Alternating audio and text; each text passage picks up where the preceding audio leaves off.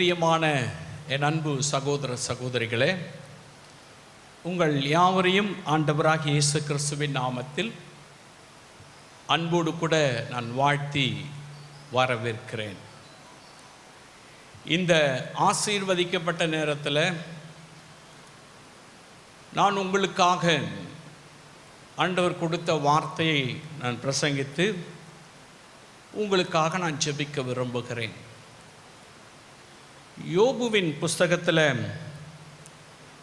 28ஆம் அதிகாரம் 7வது வசனத்தை வாசிக்கலாம். யோபு 28:7 ஒரு வழியுண்டு, ஒரு வழி உண்டு, அது ஒரு பட்சிக்கும் தெரியாது, ஒரு பட்சிக்கும் தெரியாது, வல்லூரின் கண்ணும் அதை கண்டதில்லை. ஹல்லேலூயா. எனக்கு அன்பானவர்களே, இன்னைக்கு அநேகருடைய வாழ்க்கையில் நான் என்ன வழி போகிறேன், எப்படி போகிறேன், எனக்கு வழி தெரியல அப்படின்ற சொல்லை நாம் கேட்டிருக்கிறோம். வழி தெரியாமல் அலைகிறோம். நம்ம போகிறது சரியான வழிதானா அப்படின்னு நம்மளால் அறிஞ்சு கொள்ள முடியல. நம்ம நினச்சிட்டு இருப்போம் நம்ம போகிறது சரியான வழிதான் அப்படின்னு சொல்லிட்டு. பாருங்க, எனக்கு அன்பானவர்களே, நமக்கு கர்த்தராகிய இயேசு கிறிஸ்து தான் வழியும் சத்தியமும் ஜீவனுமாயிருக்கிறார். ஆண்டவர் சொல்லுகிறார், என்னிடத்தில் ஒரு வழி உண்டு, அது ஒரு பட்சிக்கும் தெரியாது என்பதாக ஆண்டவர் சொல்லுகிறார். ஆண்டவர் தான் நமக்கு வழியாயிருக்கிறார். இயேசு தான் நமக்கு வழியாயிருக்கிறார். பாதை தெரியாத ஆட்டை போல காணாமல் போன ஆடு முட்புதரலை சிக்கி கிடக்கும் பொழுது இயேசு அதை தேடி போய் மீட்டது போல, இன்றைக்கு ஒருவேளை உங்களுடைய வாழ்க்கையில் பாதை தெரியாமல் போய் அலைந்து கொண்டிருந்த உங்களை இயேசு மீட்டிருக்கலாம். முட்புதர்களில் இருந்து உங்களை ஆண்டவர் தெரிந்து கொண்டு மீட்டிருக்கலாம். அவர் சொல்றாரு, ஐ ஆம் த வே, நான் தான் வழி. ஒரு வழி உண்டு, வழியே இல்லை எனக்கு, இதுக்கு மேலே வேற வழியே தெரியல, எல்லாம் அடைக்கப்பட்டு விட்டது, எல்லா வாசல்களும் மூடப்பட்டு விட்டது, எங்கே போகிறேனே தெரியல அப்படி நினைக்கிறீங்களா? அப்படி சொல்கிறீங்களா? உங்களை பார்த்தா கர்த்தர் இந்த வசனத்தின் மூலமாய் பேசுகிறார். ஒரு வழி உண்டு, அது ஒரு பட்சிக்கும் தெரியாது. பாருங்க, அந்த காலத்தில் ஃப்ளைட்டு கிடையாது. அப்போ அந்த ஃப்ளைட்டு போல் பறக்கிறது எதுன்னு கேட்டிங்கனாக்கா கழுகு தான். வல்லுரு என்று சொல்லுகிற அதன் பின்பகுதி சொல்லப்பட்டிருக்கிறது. அதுதான் மேலே இருந்து கீழே பார்க்கும். அப்படி கீழே பார்க்கும் பொழுது அதுக்கு லென்ஸ் கண்கள் உண்டு. கழுகு பார்த்தீங்கன்னாக்கா நீங்கள் கவனித்து பார்க்கலாம். பறந்தெல்லாம் அந்த காலத்தில் கோழியெல்லாம் நம்ம வளர்ப்போம். இப்போ தான் பிராய்லர். அப்போல்லாம் கோழி அவயம் வைத்து அதை வீட்டில் வளர்ப்பாங்க. பாருங்கள், சின்ன சின்னதாக இருக்கும், குட்டி குட்டியாக இருக்கும். அப்போ தான் பொரிச்சிருக்கும், அது வெளியில் வந்திருக்கும். பார்த்துங்க, அது மேய வெளியில் விட்டாக்கா எங்கேயோ பறந்துட்டு இருக்கும். கழுகு எங்கேயோ தூரத்தில் பறந்துருக்கும். அது பார்த்தீங்கன்னா அங்கிருந்து அதை பார்த்துரும். அங்கிருந்து அதை பார்த்து கொஞ்சம் கோழி ஏமாந்தாலும் சரி அல்லது நம்ம ஏமாந்தாலும் சரி, ஒரு செகண்டில் கீழே வந்து அடிச்சுட்டு போயிடும். பார்த்துருக்கீங்கள? ப்ராக்டிக்கலாக நீங்கள் பார்த்துருக்கீங்கள? அந்த கழுகு ரொம்ப டிஸ்டன்ஸில் இருந்து பார்க்கக்கூடிய வல்லமை உள்ளது. இப்போ எப்படி ட்ரோன்லாம் விட்டு பார்க்குறாங்கல்ல, அந்த காலத்தில் ட்ரோனும் கிடையாது, அந்த காலத்தில் ஃப்ளைட்டும் கிடையாது. அதுக்கு தான் ஆண்டவர் இதை எக்ஸாம்பிள் காட்டுறார். இப்போ பாருங்க, அந்த கழுகுக்கு கூட, வல்லுருக்கு கூட அந்த வழி தெரியாதான். எந்த பட்சிக்கும், பட்சின்றது பறவை, எந்த பட்சிக்கும் அந்த வழி தெரியாதான். அந்த வழி இயேசுதான். ஹல்லேலூயா. அவர்தான் வழியை உண்டாக்குகிறவர். திக்கு தெரியாத காட்டில் இருக்கிறது போல இருக்க அப்படின்னு சொல்லுவீங்க. சில பிள்ளைங்களை படிக்கிறவங்கள கேட்டாக்கா, என்ன படிக்கிறேன்னு தெரியல, என்ன பண்ண போறேன்னு தெரியல, நானும் சேர்ந்து படிக்கிறேன், அவ்வளவுதான், அடுத்து என்ன நடக்க போகுதுன்னு அவங்களுக்கு தெரியாது. சிலருடைய வாழ்க்கை அப்படி இருக்கலாம். வழியே இல்லாத ஒரு வாழ்க்கையாக இருக்கலாம், வழி தெரியாத ஒரு வாழ்க்கையாக இருக்கலாம். கர்த்தர் சொல்றாரு, ஒரு வழி உண்டு, ஒரு வழி உண்டு. உங்களுக்கு ஒரு வழி இருக்கிறது. நீங்கள் வாழ்வதற்கு ஒரு வழி இருக்கிறது. நீங்கள் சுகமாயிருப்பதற்கு ஒரு வழி இருக்கிறது. நீங்கள் பரலோக ராஜ்யம் போவதற்கு ஒரு வழி இருக்கிறது. நீங்கள் எல்லாவற்றிலும் ஆசீர்வாதமாக இருப்பதற்கு ஒரு வழி இருக்கிறது. அவர் அதை ரொம்ப தைரியமாக சொல்றாரு, ஒரு வழி உண்டு. வழி இல்லாத இடத்துக்கு கூட பாதையை உண்டாக்குகிறவர் கர்த்தர். அதனால்தான் கர்த்தர் உங்களை பார்த்து சொல்றாரு, வழியே இல்லைன்னு அமர்ந்திருக்கிற உங்களை பார்த்து, வழி தெரியலன்றவங்களை பார்த்து, போகிற தூரம் எவ்வளோ தூரமோ தெரியலையேன்ற உங்களை பார்த்து கர்த்தர் சொல்றாரு, என்கிட்ட ஒரு வழி இருக்கு, அது யாருக்கும் தெரியாது, ரகசியமான வழி, யாரும் அதை கண்டுபிடிக்க முடியாது. அந்த வழியில் உங்களை சேஃபாக கொண்டு போவேன். என்னை மாத்திரம் தேடு, என்னை மாத்திரம் நோக்கிப்பார். அந்த வழியில் நீங்கள் சேஃபாக போவீங்க, பத்திரமா போவீங்க. பாருங்க, சமீபத்தில் டபிள்யூ ஜார்ஜ் புஷ் என்று சொல்லுகிற ஒரு அதிபர் அமெரிக்கா தேசத்தில் இறந்தார். அந்த ட்வின்ஸ் டவர் என்று சொல்லுகிற இரட்டை கோபுரம் தாக்குதலுக்குள்ளானது. 2 விமானங்கள் அதுக்குள்ளாய் போய் அது தரைமட்டமானது. அமெரிக்காவில் பென்டகனில், அதாவது அமெரிக்காவுடைய மிக பாதுகாப்பான ஒரு இடம், அமெரிக்கா இராணுவ ரகசியங்கள் நிறைந்திருக்கிற ஒரு இடம், அதுக்குள்ளே அவ்வளோ சுலபமாக அந்த ஏரியாக்குள்ளே போக முடியாது. அவ்வளவு செக்யூரிட்டி, அவ்வளவு பாதுகாப்பு. அந்த பென்டகனிலும் கூட ஒரு விமானம் தாக்கினது. பார்த்துங்க, இந்த விமானம் தாக்கும் பொழுது யாருக்குமே தெரியல, அமெரிக்கா உளவுத்துறைக்கு தெரியல, அமெரிக்காவுடைய இன்டெலிஜென்ஸுக்கு தெரியல. அப்படிப்பட்ட ஒரு சூழ்நிலையில் திடீர் தாக்குதல், அநேக 1000 பேர் மரித்தார்கள். அது வர்த்தக மையங்கள் எல்லாம் தரைமட்டமானது. அந்த சமயத்தில் ஜார்ஜ் டபிள்யூ புஷ்ஷை பாதுகாப்பாய் யாருக்கும் தெரியாத ஒரு அறை அண்டர் கிரவுண்டில் அவரை கொண்டு போயிட்டாங்க. அவர் கொண்டு போய் 2 நாள் கழித்து வெளியில் வந்து அவர் சொல்கிறாரு, உமது கோலும் தடியும் என்னை தேற்றும். இயேசுதான் அந்த வழியில் என்னை தப்பு வைத்தார், இயேசுதான் அந்த வழியில் என்னை நடத்தினார் என்பதை உணர்ந்து அவர் அந்த வசனத்தை சொன்னார்.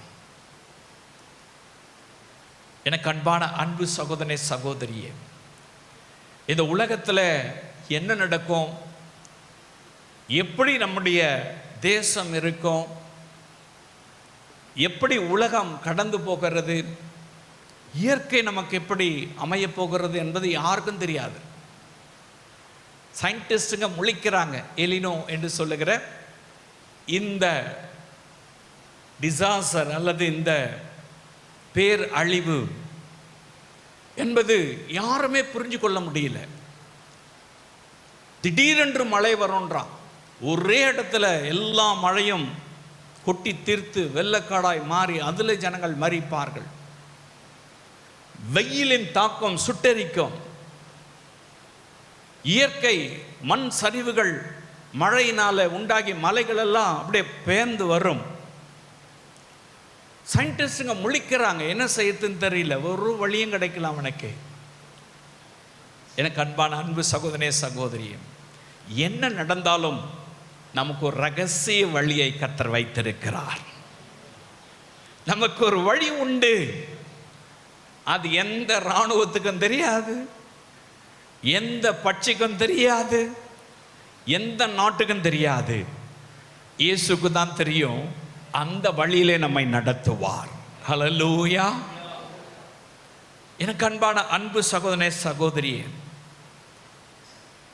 எப்படி நம்முடைய வாழ்க்கையில வழி தெரியாமல் அலைகிறோமோ அப்படித்தான் அப்போஸ்தலனாகிய பவுல் தன்னுடைய வாழ்க்கையிலும் கூட வழி தெரியாமல் அலைந்தார்.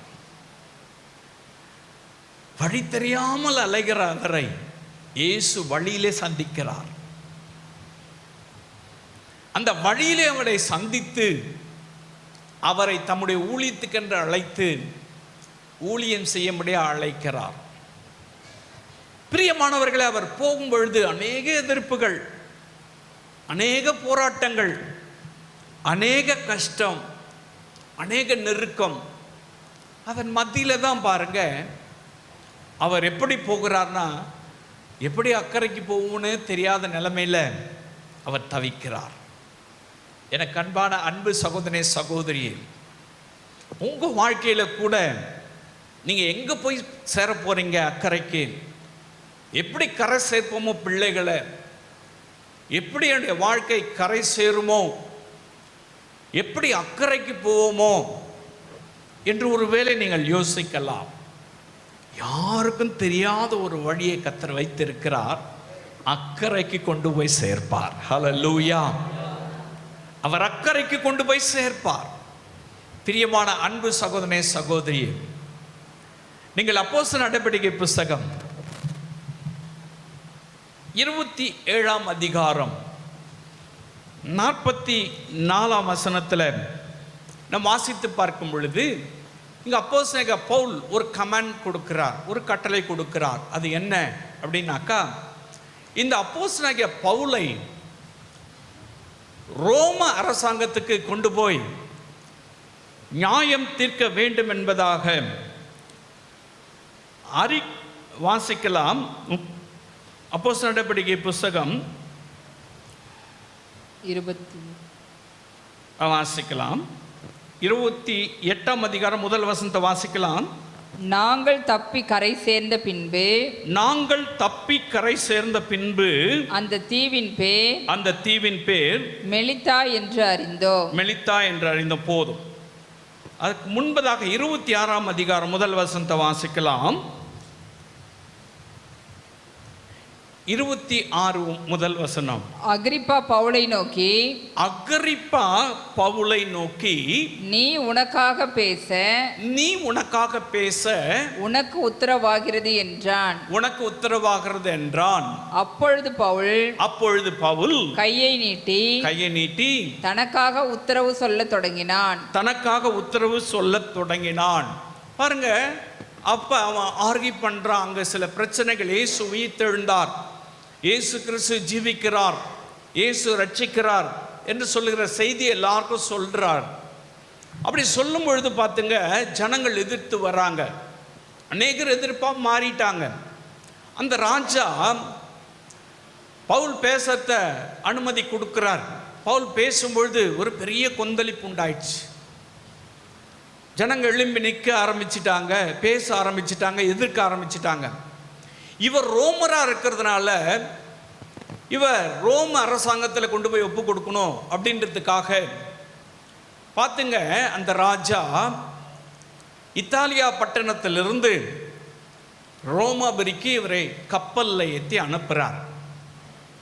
அந்த கப்பலில் பார்த்தீங்கன்னாக்கா ஏறக்குறைய 276 பேர் நினைக்கிறேன், 276 அந்த கப்பலில் இருக்காங்க.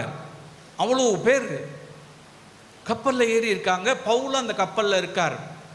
ஜேர்னி ஆரம்பிச்சிருச்சு. பார்த்துங்க, சின்ன சின்ன காற்று அடிக்க ஆரம்பிச்சிச்சு. இந்த பயணத்தில் சின்ன சின்ன காற்றுகள் வரும் பொழுது பார்த்தீங்கன்னா போயிடலாம் அப்படின்னு சொல்கிறாங்க. கேப்டன் சொல்கிறாரு போயிடலாம் அப்படின்னு. பவுலுக்கு கர்த்தர் தரிசனமாகி அவர் இந்த வழியில் போகணும் அப்படின்னு சொல்லிட்டு சொல்கிறாரு. அந்த கேப்டன் அதை கேட்காம இவங்க ஜேர்னி தொடர்ந்துட்டே இருக்கு. அப்படி போகும் பொழுது பார்த்தீங்கன்னாக்கா அந்த 14 வசனத்தில் 27-14 வாசி பார்க்கும் பொழுது கொஞ்ச நேரத்துக்குள்ளே யூரோகிலிதோன் என்னும் கடும் காற்று அதில் மோதிற்று. அவங்க போன போட்டில், அவங்க போன படகுல மோதிற்று. பிரியமானவர்களே, சின்ன சின்ன காற்றை கடந்து போயிட்டாங்க. இப்போ பெரும் காற்று. கடல்ல எந்த திசையில் அந்த காற்று கொண்டு போகும் தெரியாது. எந்த திசைக்கு அவங்க போவாங்களோ தெரியாது. இப்போ இருக்கிற மாதிரி ஃபெசிலிட்டிஸ் அந்த காலத்தில் இருந்திருக்க வாய்ப்பு கிடையாது. பாய்மர படகுகள் தான் இருந்தது. காற்று அடிக்கிற திசை நோக்கி அது இழுத்துட்டு போகும். அப்படிப்பட்ட படகு தான். பார்த்துங்க, இந்த காற்று அவங்க போகிற போட்டில் கப்பலில் மோதிடுச்சு. மோதின உடனே இவங்க எங்கே போகிறோன்னு தெரியல. அந்த போட்டில் இருந்தவங்க யாருமே சாப்பிடல. 15 நாளாக சாப்பிடல. அவங்க வச்சிருந்த எல்லாத்தையும் தூக்கி கடலில் போட்டாங்க. பாருங்க, அக்கறைக்கு எப்படி போவோம்னு தெரியல. அக்கறைக்கு எப்படி போன்ற கொஞ்சம் கூட யோசனை அவங்களுக்கு தெரியல. முழிக்கிறாங்க. கேப்டன் தடுமாறுறாரு. தடுமாறும் பொழுது கர்த்தர் பவுலோடு பேசுறாரு. அவர்கிட்ட திடப்படுத்தி அந்த ஜனங்கிட்ட பவுல் சொல்றார், பயப்படாதீங்க, நம்ம கரை சேர்ந்துருவோம், நீங்களாம் சாப்பிடுங்க அப்படின்னு சொல்லி அவர் ஆசீர்வதித்து சாப்பாட்டை கொடுக்கிறார். பிரியமான அன்பு சகோதரனே, சகோதரியே, இந்த நாட்களில் கூட அநேகருடைய வாழ்க்கையில் இயேசுவை ஏற்றுக்கொண்டிருக்கலாம், ரட்சிக்கப்பட்டிருக்கலாம், அல்லது ஆண்டவருக்குள்ளாய் நான் இருக்கிறேன் என்பதாக நீங்கள் சொல்லிக் கொள்ளலாம். ஆனால் இப்படிப்பட்ட காற்று யாரை வேண்டுமானாலும் தாக்கலாம். அப்படி தாக்கும் பொழுது நமக்கு எப்படி இதை கடந்து போவோம், எப்படி அக்கறைக்கு போவோம், எப்படி இதை தாண்டி போவோம் என்பதாக உங்களுடைய வாழ்க்கையில் வழி தெரியாமல் அலையலாம். எனக்கு அன்பானவர்களே, மற்றவர்களில் சிலர் பலகைகளின் மேலும் சிலர் கப்பல் துண்டுகள் மேலும், சிலர் பூட் உடைஞ்சிருச்சுல்ல, கப்பல் துண்டுகளின் மேலும் போய் கரையேறவும் கட்டளையிட்டான். போய் எப்பனா தப்பிச்சிங்க, போய் கரையேறவும் கட்டளையிட்டான். இவ்விதமாய் எல்லாரும் தப்பி கரை சேர்ந்தார்கள். எல்லாரும் தப்பி கரை சேர்ந்தார்கள். ஹல்லேலூயா. எனக்கு அன்பான அன்பு சகோதரனே, சகோதரியே, 15 நாட்களாக அவர்கள் போராடி கொண்டிருக்கிறார்கள் கடல்ல. அந்த நாட்கள் இருண்ட நாட்களாக இருந்தது. எங்க போறோம் தெரியாது. விழுது விட்டு பார்க்கறாங்க, அது இவ்வளவு இருக்கு, அவ்வளோ இருக்கு அப்படின்னு சொல்லப்பட்டிருக்கு. பாறை இருக்குது, பாறையில் மோதுது. எந்த நாட்டில் இருக்கிறோம் எங்க போய் சேர்வோம், அல்லது கடல்லையே செத்து போயிடுவோமோ என்பதாக யோசிக்க ஆரம்பிச்சிட்டாங்க. அதனால அவங்களால சாப்பிட முடியல, நிம்மதியா இருக்க முடியல. பெரும் போராட்டம். அந்த கப்பலில் ஜேர்னியில பயணம் பெற்றவர்கள் அத்தனை பேரும் பெரும் போராட்டத்துக்குள்ள கடந்து போனாங்க. எல்லாம் குதிங்க, கடல்ல கட்டையில பிடிச்சிங்க, நாயில கிடைக்கிற கட்டையை பிடிச்சிங்க, போட்டு உடைஞ்சு போன போட்டு துண்டுகளை பிடிச்சிங்க, நம்ம தப்பிச்சு போலாம், நீந்துறவங்க நீந்துங்க, தப்பிச்சு போலான்னு சொல்லிட்டு அவர் கட்டளை கொடுக்கிறார். பார்த்துங்க, எல்லாரும் ஒருத்தர் கூட லாஸ் ஆகல, ஒருத்தர் கூட முழுகி போகல. ஏன்னா தேவ மனுஷன் அங்க இருக்கான். அவன் காட்டுகிற வழியில போனபடினால அவர்கள் அக்கறைக்கு போய் சேர்ந்தார்கள். ஹல்லேலூயா. இதுதான் ரகசிய வழி. தேவனுடைய வார்த்தைகளை பிரசங்கிக்கிறவருடைய வார்த்தை கேட்கும் பொழுதுதான், தேவனுடைய வார்த்தை வெளிப்படும் பொழுது, அதை நீங்கள் ஏற்றுக்கொள்ளும் பொழுதுதான் அக்கறைக்கு போக முடியும். இப்ப பாத்துங்க, பிடிவாதம் பிடிச்சுக்கிட்டு இல்லை இல்லை என்னால் முடியாது, எனக்கு நீந்த தெரியாது, அல்லது நான் இங்கேருந்து நீங்கள் சொல்கிற இடத்துக்கு போக முடியும், நடுக்கடலில் விட்டுட்டு அப்படின்னு நாங்கள் யாரும் ஆர்கியூ பண்ணல, யாரும் வாக்குவாதம் பண்ணலை. எல்லாரும் கேட்டாங்க. கேட்டது மாத்திரமல்ல, செயல்ல இறங்கினாங்க, குதித்தார்கள். அவங்க ஏதோ ஒன்று கிடைச்சதை பிடிச்சிக்கிட்டாங்க. கர்த்தர் எப்படியோ கொண்டு போய் அக்கறையில சேர்த்துட்டார், மெலித்தா தீவுல சேர்த்துட்டார். ஹல்லேலூயா. எனக்கு அன்பான அன்பு சகோதரனே, சகோதரியே, உங்க வாழ்க்கையில கூட இந்த காற்று வீசலாம், ஏதோ ஒரு போராட்டம் வரலாம், ஏதோ ஒரு குழப்பமான சூழ்நிலைகள் வரலாம். வராது என்பதே இல்லை. பவுலுக்கு வரலையா? கர்த்தர் அவரை அழைச்சார்ல, ஊழியக்காரன் தானே, அவர் அபிஷேகம் பண்ணப்பட்டவர் தானே, ஆவியானவரால் நடத்தப்படுகிறவர் தானே, தரிசனங்களை பார்க்கிறவர் தானே. அவருக்கு வரலையா? அவரும் அந்த போட்டில் தான் இருக்கார், அவரும் அந்த காற்றில் அகப்பட்டவர் தான். அவரும் பார்த்தீங்கன்னாக்கா அந்த பிரச்சனைகள் எல்லாத்தையும் சந்தித்தவர் தான். பாருங்க, ஆனா அவருக்குள் ஒரு விசுவாசம். கர்த்தர் என்னை அக்கறைக்கு கொண்டு போவார், என்னை மாத்திரம் இல்ல, என் வார்த்தை கேட்கிறவங்களை அக்கறைக்கு கொண்டு போவார் என்பதாக அவர் விசுவாசித்து பாருங்க அந்த ஜனங்கிட்ட சொல்றாரு. அல்லேலூயா. அவர் தான் வழி காட்டி இருப்பார். ஒருத்தரும் லாஸ் ஆகாம, ஒருத்தர் கூட மிஸ் ஆகாம அத்தனை பேரும் கரை சேர்ந்தார்களாம். ஹல்லேலூயா. தேவனுடைய வழி, ரகசிய வழி, உங்க கையில் இருக்கிற தேவனுடைய வார்த்தைகள். இந்த தேவனுடைய வார்த்தையை நம்பி, இந்த தேவனுடைய வார்த்தையின்படி நடந்து நீங்க போனீங்கன்னாக்கா நமக்கும் காத்து வீசும், நமக்கும் பிரச்சனைகள் வரும், நமக்கும் போராட்டம் வரும்.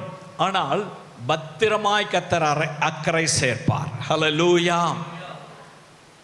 எனக்கு அன்பான அன்பு சகோதரனே, சகோதரியே, நீங்க ஒருவேளை நினைக்கலாம், நான் இயேசுவை ஏற்றுக்கொண்டு அபிஷேகம் பெற்றுட்டாக்கா எல்லாவற்றையும் எனக்கு இயேசு பாசிட்டிவாகவே மாற்றி கொடுப்பார், எல்லாம் எனக்கு அப்படியே வந்துடும், எல்லாத்தையும் கொடுத்துருவாரு அப்படின்னு சொன்னீங்கன்னா நீங்க ஏமாந்துடுவீங்க. எல்லாருடைய வாழ்க்கையிலும் காற்று வீசும், எல்லாருடைய வாழ்க்கையிலும் துன்பம் வரும், உபத்திரவங்கள் வரும். அது வெவ்வேறு விதமாய் வரும், வெவ்வேறு கோணங்களில் வரும். அது எப்படி வேண்டுமானாலும் வரலாம். இங்கே உங்களுக்கு காற்றின் மூலமாய் வந்தது. காற்று அடிச்ச உடனே போட்டு உடைஞ்சு போச்சு, நிலை குலைந்து போனார்கள். என்ன செய்யறதுன்னு தெரியாத நிலைமை.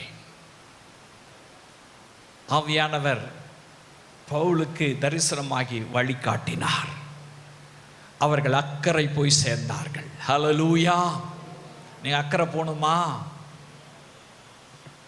வேத வசனத்தின்படி நடக்க கற்றுக்கொள்ளுங்க. தேவனுடைய வார்த்தை கேட்கிற நீங்க தேவனுடைய வார்த்தையை அபியாசப்படுத்துகிறவர்களாய் இருக்கணும். தேவனுடைய வார்த்தையின்படி நடக்கிறவர்களாக இருக்கணும். சத்தியத்தின்படி நடக்கிறவர்களாக இருக்கணும். அந்த வழியில போனாதான் யாருக்கும் தெரியாம கர்த்தர் பத்திரமாய் அக்கறை கொண்டு போய் சேர்த்துருவார். ஹல்லேலூயா. உங்க வாழ்க்கையில வீசுகிற காற்றை நீங்கள் கடந்து அக்கறை போனாக்கா இயேசுகிட்ட தான் வழி இருக்கு. அவர்தான் வழி. அதான் சொல்ல, என்னிடத்தில் ஒரு வழி உண்டு, அது எந்த பட்சிக்கும் தெரியாது, எந்த வல்லூருக்கும் தெரியாது. அந்த வழியில உங்களை நான் அக்கறைக்கு கொண்டு போய் சேர்ப்பேன். பவுலுடைய வாழ்க்கையில அவர் வழி காட்டினார், அக்கறைக்கு கொண்டு போய் சேர்த்தார். ஹல்லேலூயா. அந்த வழியில நீங்க போனீங்கன்னாக்கா இம்மைக்கு மாத்திரம் அல்ல, மறுமைக்கும் அவர் தேவனாயிருப்பார். அக்கறைக்கு போய் சேருவங்க. அக்கறை என்பது இந்த கரையிலிருந்து அந்த கரைக்கு போறது. பரலோக பூமியிலிருந்து பரலோகத்துக்கு போறதான் அக்கறை. அதை நோக்கி தான் நம்ம போயிட்டு இருக்கோம். அந்த நோக்கு தான் நம்முடைய படகு போயிட்டு இருக்கு. அதை நோக்கி தான் நம்முடைய வாழ்க்கை ஓடிட்டு இருக்கு. அதை நோக்கி தான் நாம் பயணப்பட்டு கொண்டிருக்கிறோம். அப்படி போகும்பொழுது நடுக்கடல்ல எப்படி பவுலுடைய போட்டை அங்கே ஜேர்னி, அந்த பயணத்தில் இருந்தவங்களுடைய போட்டை காற்று அடித்து சேதப்படுத்திச்சோ, அதே விதமாய் நம்முடைய வாழ்க்கையிலும் கூட ஏதோ ஒரு காற்று அடிக்கலாம். ஏதோ ஒரு சூழ்நிலைகள் நமக்கு ரொம்பவும் மன கஷ்டமாக இருக்கலாம். மிகுந்த போராட்டத்தை கொண்டு வரலாம். பிரியமான அன்பு சகோதரனே, சகோதரியே, தேவ மனுஷன் பவுல் அங்கு இருந்தபடியினால், அவர் காட்டுகிற வழியிலே எல்லாரும் போனபடியினால் அவர்கள் அக்கறைக்கு போய் சேர்ந்தார்கள். ஹல்லேலூயா. நீங்க அக்கறைக்கு போனாக்கா இந்த வார்த்தையை நம்புங்க, தேவனுடைய வார்த்தையின்படி நடங்க. உங்க குடும்பத்தில் வீசுகிற, உங்க தனிப்பட்ட வாழ்க்கையில் வீசுகிற, உங்களுடைய வேலையில் வீசுகிற அந்த காற்றை கடந்து நீங்கள் அக்கறைக்கு போய் சேர முடியும். ஹல்லேலூயா. அதுதான் கர்த்தர் உண்டாக்கி இருக்கிற வழி. வழி தெரியாமல் நடுக்கடலில் இருந்தவர்களுக்கு ஆவியானவர் வழி காட்டினார். அக்கறைக்கு போய் சேர்ந்தார்கள். ஹல்லேலூயா. இரண்டாவது வேதத்தில் நீங்கள் வாசித்து பார்க்கும் பொழுது அதே வசனத்தை மறுபடியும் வாசிக்கலாம். அப்போஸ்தலர் 27 அதிகாரம் 44 வசனம். மற்றவர்களில் சிலர் பலகைகள் மேலும், பலகையின் மேலும், சிலர் கப்பல் துண்டுகள் மேலும் போய் கரையேறவும் கட்டளையிட்டான். பலகைகள் மேலேயும் கப்பல் துண்டுகள் மேலேயும் நீங்க போங்க அப்படின்னு சொல்லிட்டார். எனக்கு அன்பானவர்களே, அக்கறைக்கு போற வழியை ஃபர்ஸ்ட் சொன்னார். ரெண்டாவது சோதனைக்கு தப்பித்து கொள்ளும்படியான வழியை சொல்றார். ஹல்லேலூயா. எல்லா மனிதனுக்கும் டெம்பிடேஷன் மஸ்ட், கட்டாயம் வரும். சோதனைகள் வரும். சோதனையே இல்லை நான் அப்படின்னு சொல்லிட்டு யாரும் சொல்ல முடியாது. ஏதோ ஒரு விதத்தில் டெஸ்ட் இருக்க தான் செய்யும், பரீட்சை இருக்க தான் செய்யும். இந்த சோதனைக்கு தப்பித்து கொள்ள இப்ப இந்த போட் முழுகிட்டு இருக்கு. அவங்களுக்கு வழி தெரியல. குடும்பத்தை விட்டு வந்திருப்பாங்க, பிஸ்னஸா வந்திருப்பாங்க, வியாபாரம் செய்வதற்காக அங்க இங்க அந்த நாட்டுக்கு போகலாம் இந்த நாட்டுக்கு போகலாம் வந்திருப்பாங்க. எங்க போறதுன்னு தெரியாம போட்டு முழுகிட்டு இருக்கு. பார்த்துங்க, அப்போ ஒரு சதி நடக்குது. என்ன நடக்குது வாசிக்கலாம். அதே அதிகாரத்தில் 42-43 வசனங்களை வாசிக்கலாம். அப்போஸ்தலர் 27ஆம் அதிகாரம் 42-43 வசனங்களை வாசிக்கலாம். அப்பொழுது காவல் பண்ணப்பட்டவர்களில் ஒருவனும் நீந்தி ஓடி போகாதபடிக்கு, அங்க ஒருவரும் தப்பிக்கரை சேராதபடிக்கு அவர்களை கொன்று போட வேண்டும் என்று அங்கேயே சாகடிச்சிடணும். ஏற்கனவே போட்டு முழுகிட்டு இருக்கு, அங்கேயே இவங்களெல்லாம் சாவடிச்சிடணும். போறவங்கெல்லாம் அக்கறைக்கு போகக்கூடாது. அவர்களை கொன்று போடும்படிக்கு போர் சேவகர்கள் யோசனையாய் இருந்தார்கள். ரொம்ப ஐடியா பண்ணாங்க, கூடி யோசனை பண்ணிட்டாங்க. 100க்கு அதிபதி பவுலை காப்பாற்ற மனதாயிருந்து, பவுலை மட்டும் காப்பாற்றுறதுக்கு மனசு அவனுக்கு இருந்துச்சு. ஏன்னா கர்த்தர் அவனோடு கூட இருக்கிறான்னு அவனுக்கு தெரிஞ்சு போச்சு. பவுலை காப்பாற்ற மனதாய் இருந்து அவர்களுடைய யோசனையை தடுத்து, அவர்களுடைய யோசனை யாரு? போர் வீரர்களுடைய யோசனையை தவிர்த்து நீந்தத்தக்கவர்கள் முந்தி கடலில் விழுந்து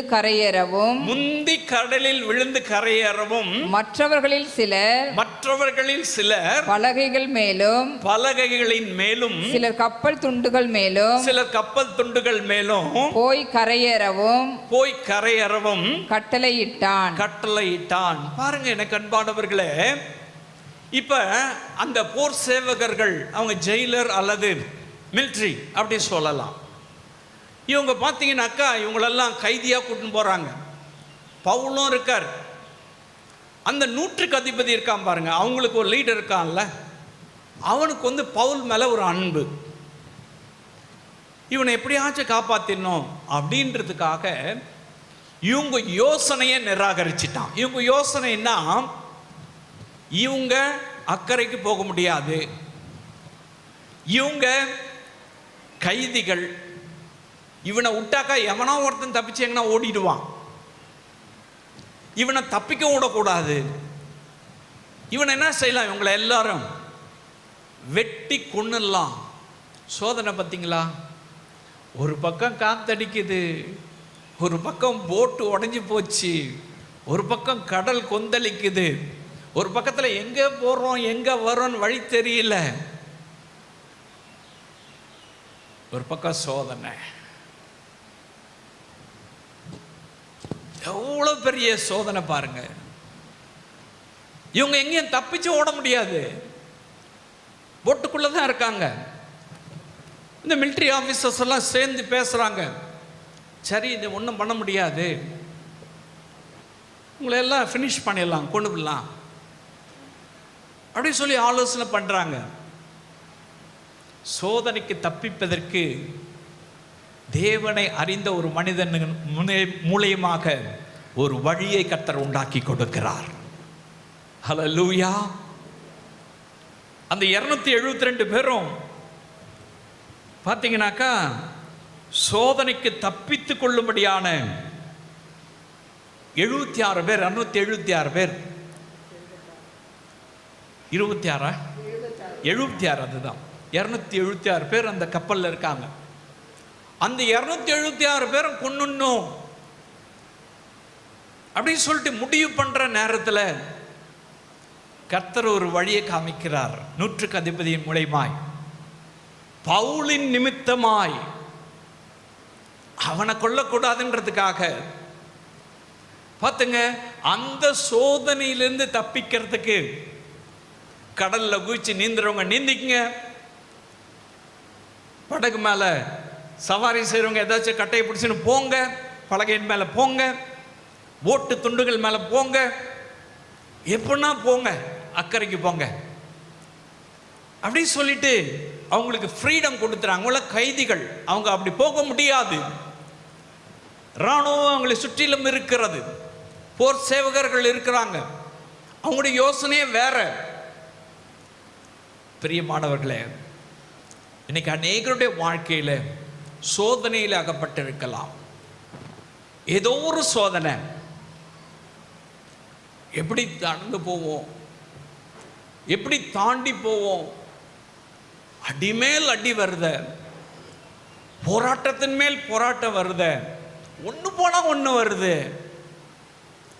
கொஞ்சம் கூட எனக்கு கேப் இல்லையே, வழி இல்லையே, நான் எங்கே போவேன், யார் இடத்துல சொல்லுவேன், இப்படி ஒரு போராட்டத்தின் மத்தியில் இருக்கிறனே அப்படின்னு நீங்கள் சொல்லுவீங்கல்ல. உங்களை தனியாக கேட்டால் சொல்லுவீங்க. ஒவ்வொருடைய வாழ்க்கையிலும் சோதனை என்கின்ற போராட்டத்தின் அதை தாண்டி செல்வதற்கு வழி தெரியாமல் இருக்கிற நம்ம பார்த்து தான் கர்த்தர் சொல்றாரு, உன் சோதனையிலே தப்பித்துக் கொள்ள என்னிடத்தில் வழி உண்டே. அவர் நம்மை போல சோதிக்கப்பட்டபடியினாலே, நம்மை போல பாடுபட்டபடியினாலே, நம்மை மீட்கும்படியாய் சிலுவையை சுமந்து ரத்தம் சிந்தி தம்முடைய அன்பை வெளிப்படுத்தி உயிரோடு கூட எழுந்தபடியினால உங்க சோதனை என்னதுன்னு கர்த்தருக்கு தெரியும். அந்த சோதனையின் மத்தியில உங்களை ஆண்டவர் எப்படி விடுதலை செய்யணும்னு அவருக்கு தெரியும். பயணம் செய்யறவங்களுக்கு தெரியாது. சோதனைகள் வரும் பொழுது தடுமாற்றத்தோடு இருக்கிறவங்களுக்கு தெரியாது. அதனால ஆண்டவருடைய அன்பை விட்டு தூரமா போறது போல இருக்கலாம். ஆண்டவர் ஏன் இப்படி என்ன சோதிக்கிறார்னு ஆண்டவரை பார்த்து கேள்வி கேட்கிறவங்களாக இருக்கலாம். அல்லது எனக்கு மட்டும் ஏன் இப்படி சோதனை வருது அப்படின்னு சொல்லி தன்னையே நொந்து கொள்ளுகிறவர்களாக இருக்கலாம். உங்களை பார்த்து தான் கர்த்தர் சொல்றாரு, நீ சோதனைக்கு தப்பித்துக் கொள்ளும்படியான வழி எண்ணத்தில் உண்டு, அது யாருக்கும் தெரியாதுங்க. நீ சோதனைக்கு தப்பித்துக் கொள்ள ஏன்ட்ட தான் வழி இருக்கு. எந்த டெம்ப்டேஷன்ல மாட்டிருக்கீங்க, எந்த சோதனையில மாட்டிருக்கீங்க? இந்த 276 பேரும் பயங்கர சோதனை இல்லை? யோசிச்சு பாருங்க. 15 நாள் சாப்பிடல, சாப்பாடு தண்ணி இல்லாம இருக்காங்க, உயிர் தப்பிப்புமான்ற நிலைமையில இருக்காங்க. அவங்கள கொன்னணும்னு அரசாங்க அதிகாரிகள் முயற்சி பண்றாங்க. அது நல்ல போட்டா இருந்தாலும் பரவாயில்ல, போட்டு உடஞ்சி தண்ணி எல்லாம் உள்ள போகுது. அது எந்த நேரத்தில் மொத்தமா முழுகுமோ தெரியாது. அதெல்லாம் கண்ணுக்கு நேராக பார்த்துட்டு இருக்காங்க. இதெல்லாம் கேள்விப்பட்டிருப்பாங்க. கர்த்தர் பாருங்க, 100க்கு அதிபதியுடைய உள்ளத்துல பேசுறார். இந்த ஜனங்களுக்கு ஒரு வழியை உண்டாக்கி கொடுக்கணும். யார் நிமித்தமா தெரியுமா? தேவ மனுஷன் மூலமாய் நிமித்தமாக. உங்க வாழ்க்கையில இந்த சோதனை தப்பித்துக் கொள்ள ஒரு தேவ மனுஷனுடைய ஆலோசனை வேணும். ஒரு தேவ மனுஷன் தேவை. நீங்க நிராகரிப்பீங்கன்னு சொன்னாக்கா ஒன்னும் முழுகி போனோம், இல்லைன்னு சொன்னாக்கா கொலை செய்யப்படணும். இப்ப பவுலின் நிமித்தமாய் 100க்கு அதிபதி சொல்றான், நீந்தறவங்க நீந்துங்க, ஃப்ரீடம் கொடுத்துட்டான். அந்த கைதிகள் எல்லாத்தையும் அவுத்து விட்டுட்டான். ஒருவேளை அவங்கள செயின் போட்டு கட்டி வச்சிருப்பான் போல இருக்கு. அந்த நாட்களில் ஒருவேளை அப்படி இருக்கலாம். எல்லாத்தையும் ரிலீஸ் பண்ணி விட்டுட்டான். எப்படின்னா தப்பிச்சு அந்த கரைக்கு போங்க. சோதனைக்கு தப்பித்துக் கொள்ளும்படியான வழி ஆலோசனை கொடுக்கிறான். நீந்தி போறவங்க போங்க, படகு மேல போறவங்க போங்க, அல்லது பலகையின் மேல போறவங்க போங்க போங்க அப்படின்னு சொல்லிட்டு 100க்கு அதிபதி சொல்றாரு. ஹல்லேலூயா. எனக்கு அன்பான அன்பு சகோதரனே சகோதரியே, பவுலின் நிமித்தமாய் அங்கிருக்கிற சோதனைக்கு தப்பித்துக் கொள்ளும்படியான அந்த மக்களுக்கு ஒரு வழியை கர்த்தர் காண்பித்தார். அதுதான் ரகசிய வழி. இந்த உலகத்தார் அந்த யோசனை சொல்ல முடியாது. இந்த உலகத்தார் உங்களுக்கு அப்படி ஒரு நல்ல வழியை காண்பிக்க முடியாது. சோதனை வருகிற நேரத்தில் இன்னும் எண்ணெயை ஊற்றுவாங்க. நீ இதை செஞ்சதுனால தான் அப்படி வந்தது, இது இந்த சாபத்தினால வந்தது, நீ இதை பண்ணதுனால தான் அப்படி வந்தது. மனுஷன் அப்படித்தான் சொல்லுவான். யாரா இருந்தாலும் அப்படிதான் பேசுவாங்க. சோதனை மேல சோதனை வரும், போராட்டத்தின் மேல போராட்டம் வரும். மனிதனுடைய யோசனை விருதா, கர்த்தருடைய ஆலோசனையே நிரந்தரமானது. சோதனை நேரத்தில் ஆவியானவர் உங்களை நடத்துவார்னு சொன்னாக்கா, நீங்கள் சோதனைக்கு தப்பித்துக் கொள்ளும்படியான ஒரு வழியை அவர் உங்களுக்கு காண்பிப்பார். ஹல்லேலூயா. நீங்க ஒருவேளை அப்படிப்பட்ட சோதனையில் இருக்கீங்களா? முழுகி போற சோதனையில் இருக்கீங்களா? அல்லது ஐயோ என் ஜீவனே போகக்கூடிய நிலைமையில் இருக்கிறேன்னு சொல்றீங்களா?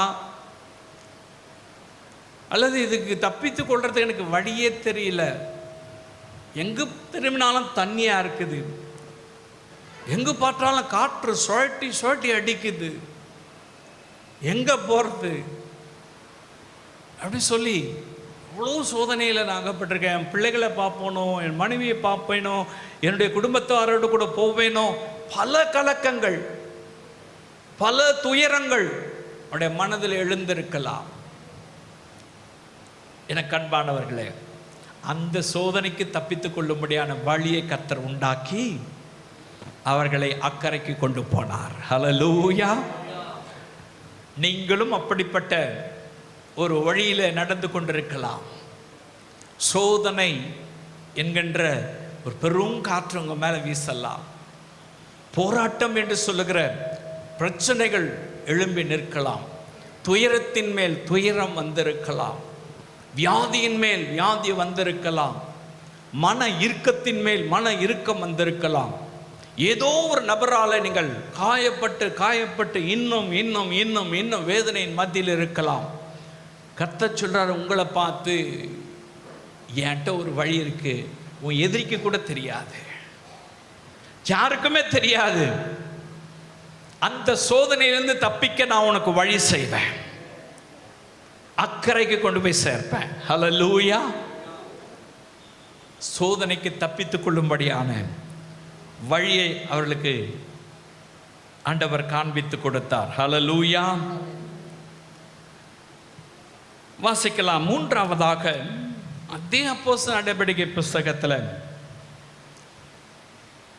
28வது அதிகாரம் 1-6 வசனங்களை வாசிக்கலாம்.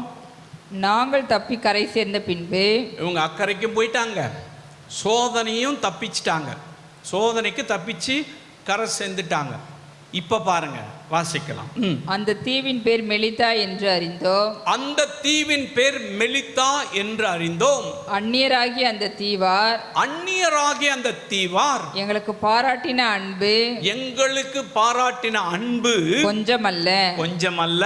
அந்த வேளையிலே பிடித்திருந்த மழைக்காகவும் குளிருக்காகவும் அவர்கள் நெருப்பை மூட்டி எங்கள் அனைவரையும் சேர்த்து கொண்டார்கள். பவுல் சில விறகுகளை வாரி அந்த நெருப்பின் மேல் போடுகையில் ஒரு விரியன் பாம்பு அனல் உரைத்து புறப்பட்டு அவனுடைய கையை கவ்விக்கொண்டது. விஷப்பூச்சி அவன் கையில் தொங்குகிறதை அந்நியராகி அந்த தீவார் கண்டபோது இந்த மனுஷன் கொலைபாதகன், இதற்கு சந்தேகமில்லை, இவன் சமுத்திரத்துக்கு தப்பி வந்தோ இவன் பழியானது இவனை பிழைக்க வெட்டவில்லை என்று தங்களுக்குள்ளே சொல்லிக் கொண்டார்கள். அவன் அந்த பாம்பை அல்லது அந்த பூச்சியை தீயிலே உதறி போட்டு ஒரு தீங்கும் அடையாதிருந்தான். ஹல்லேலூயா. பாருங்க, சத்துருவின் போராட்டம் எப்படி வருது பாருங்க. இவங்க பார்த்தீங்கன்னாக்கா கரைக்கு வந்துட்டாங்க, ஏதோ ஒரு தீவில் வந்துட்டாங்க. அந்த தீவு பேர் மெலிதா. சோதனையை தப்பிச்சு ஒரு கரையை போய் சேர்ந்துட்டாங்க. கரையை சேர்ந்த உடனே தொடர்ந்து மழை, அங்கே கட்டும் குளிர், இப்படிப்பட்ட ஒரு சூழ்நிலை. அப்போ அந்த தீவார் இவங்க தப்பிச்சு வந்திருக்காங்க, இவங்க யாரா இருந்தான்னா ஒரு அன்பு செலுத்தி அந்த ஜனங்க பார்த்துங்க அவங்கள அரவணைச்சி ஒரு ஃபயர் கேம்ப் வைக்கிறாங்க. சுற்றிலும் அப்படியே உட்காந்துக்கினாங்க. நடுவில் விறகு போட்டு அனல் மூட்டி அதை எரிய விடுறாங்க. அந்த குளிர் தாங்குது. இப்போ தான் ஹீட்டர் இருக்குது, இப்போ தான் பார்த்தீங்கன்னா வார்மாக இருக்கிறதுக்கு ட்ரெஸ்ஸஸ்லாம் இருக்குது, ஜர்க்கின் இருக்குது, அது இருக்குது, இது இருக்குது. அந்த காலத்தில் எதுவும் இருக்காது. அந்த குளிருக்கு தப்பிக்கிறதுக்கு அனல் மூட்டி அந்த நெருப்பில் குளிர் காஞ்சிட்டு இருக்காங்க. பாருங்க, தேவ மனுஷன் அங்கே இருக்கார். அத்தனை பேர் இருக்காங்க. அத்தனை பேர் விறகு வாரி போடும் பொழுது யாரையும் விரியன் பாம்பு கடிக்கல. கவனிச்சிங்க, 272 பேர். அது இல்லாம அங்க இருக்கிற ஜனங்களும் இருந்திருக்காங்க. பார்த்துங்க, இவங்க விறக வாரி எல்லாரும் போட்டு அது பெரிய தீ மூட்டுறாங்க. அந்த குளிரில் அவங்க கொஞ்சம் விதவிதப்பாயிடலாம் அப்படின்னு சொல்லிட்டு கை காலெலாம் விரைச்சிக்கணும். நீங்கள் போனால் தெரியும், குளிர் தேசங்களுக்கு போனால் தெரியும். கொஞ்ச நேரத்தில் க்ளவுஸ் இல்லை, காலில் ஷூஸ் இல்லை, ஜர்க்கின் போடல, அல்லது 2-3 ட்ரெஸ்ஸு போடல, அல்லது வெவ்வேறு ட்ரெஸ்ஸுகள் இருக்குது, ஒவ்வொரு ட்ரெஸ் கோடு இருக்குது அந்தந்த கண்ட்ரிக்கு ஏற்ற மாதிரி, அதெல்லாம் போடல அப்படின்னு சொன்னாக்கா குளிரில் கை காலெலாம் விரைச்சிக்கும். கை காலெலாம் அப்படியே மைனஸில் போகும். சில இடங்களில் பார்த்தீங்கன்னாக்கா வெடிச்சிரும், நகங்களெல்லாம் வெடிச்சிரும். அப்படி நகம், அந்த நுனி எல்லாம், அந்த விரலி நுனிகள் எல்லாம், உதடெல்லாம் வெடிச்சிரும், முகம்லாம் வெடிக்க ஆரம்பிச்சிரும். கொஞ்ச நேரம் அப்படி போனாலே, நானே அதை அனுபவிச்சிருக்கேன் பிரியமானவர்களே. அப்படிதான் அந்த இடத்துல கடும் குளிர். அந்த குளிருக்கு அவங்க பார்த்தீங்கன்னாக்கா நெருப்பு மூட்டி குளிர் காயறாங்க. அப்படி பார்த்தாக்கா அங்கே அவ்வளோ பேர் இருக்கும் பொழுது பவுல் கொஞ்சம் விறகு எடுத்து அந்த நெருப்பில் போடுறாரு. அந்த நெருப்பில் ஒன்றுன்னா போட்டுனுக்குப்பார் போல இருக்கு. போடும்பொழுது பார்த்தா அந்த விறகுக்குள்ளே இருந்து ஒரு விரியன் பாம்பு. விரியன் பாம்புன்றது நம்ம கட்டு விரியன் சொல்கிறோம்ல, கட்டு விரியன் கடிச்சா அவ்வளோதான். அதுக்கு உடனே இப்போல்லாம் மருந்து இருக்குது, கூட்டிகிட்டு போனாக்கா தப்பிச்சிடலாம். அந்த காலத்தில் கட்டு விரியன் கடிச்சிட்டாக்கா மாரடைச்சி செத்து போயிடுவாங்க, ஹார்ட் அட்டாக் வந்துடும், கை கால்லாம் வீங்கிட்டு ப்ளூ ஆகிடுவாங்க. பார்த்துங்க, இவர் அந்த விறகை தூக்கி நெருப்பில் போடுறாரு. அந்த விறகுக்குள்ளேருந்து ஒரு பாம்பு இவட கையை பிடிச்சிருச்சுங்க, கையை கடிச்சிருச்சு. அப்படியே எல்லாம் பார்க்குறாங்க. என்ன பண்ண தெரியுமா, அந்த நெருப்புலேயே அதை போட்டார். அந்த நெருப்புலேயே அது அப்படியே எரிஞ்சு சாம்பல் ஆயிடுச்சு. இந்த மனுஷனை எல்லாம் பார்த்துட்டு இருக்காங்க. அந்த ஊர் ஜனங்களுக்கு தெரியும், இந்த பாம்பு கடிச்சாக்கா வேற வழியே கிடையாது, சாவு தான், இவனுக்கு மரணம் நேரிடும், இவன் செத்து போயிடுவான் சொல்றாங்க. இவ்வளோ காத்து, இவ்வளோ மழை, இவ்வளோ சோதனை, இதெல்லாம் தாண்டி இந்த மனுஷன் கரை செஞ்சதுக்கப்புறம் இவன் சாபனத்துள்ள உடல, இவன் செய்த பாவம் இவனை உடலை அப்படி சொல்றாங்க. இப்போ கூட சொல்லுவாங்க நிறைய பேர், இது இதனால தான் வந்துச்சு. அவங்களே வியாக்கியானம் பண்ண ஆரம்பிச்சிருவாங்க, அவங்களே தீர்க்கதரிசியாகவும் மாறிடுவாங்க. இது இப்படியா இருக்கும், அது அப்படியா இருக்கும், உன்னோட ஒன்று கனெக்ட் பண்ணி ஒரு முடிவுக்கு வந்துடுவாங்க. அப்படி தான் வந்துட்டாங்க. இவன் இவ்வளவு தப்பிச்சு வந்தோம், இந்த பாம்பு அவனை கடிச்சு பிடிச்ச, இவன் செத்து போயிடுவான், வேற வழியே கிடையாது அப்படின்ற லெவலுக்கு அவங்க பேச ஆரம்பிச்சிட்டாங்க. இந்த மனுஷன் பாருங்க, தேவ மனுஷன், அதை அப்படியே உதறி போட்டு அவர் கண்டுக்காமல் உட்கார்ந்துருக்கார். அவருக்குள்ள ஒரு விசுவாசம், என்னை தப்பி கரை சேர்ந்த இயேசு என்னோடு கூட இருந்தவர்களை கரை சேர்த்த இயேசு இந்த சத்துருவின் கைக்கும் என்னை தப்புவிப்பார். இந்த சத்துருவினுடைய போராட்டத்துக்கும் எனக்கு ஒரு வழியை ஆண்டவர் உண்டாக்கி கொடுப்பார் என்று சொல்லுகிற விசுவாசத்தோடு அப்படியே அமர்ந்திருக்கிறார். எல்லாம் பார்க்கறாங்க, செத்து போயிடுவான் செத்து போயிடுவான்னு. நேரம் தான் கடந்து போச்சு தவிர அவர் சாகலை.